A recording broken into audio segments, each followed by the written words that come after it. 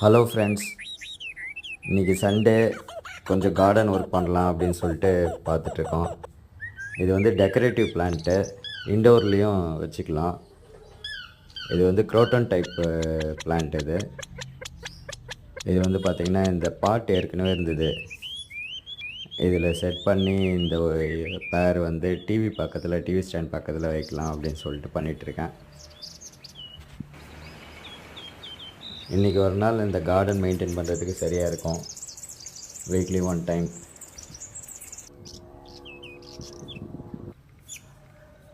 அது fertiliser add பண்ணுறது, களை எடுக்கிறது, அதெல்லாம் இந்த ஒரு நாளில் பண்ணால் வாரம் ஃபுல்லாக வெறும் வாட்டரிங் மட்டும் பண்ணால் போதும்.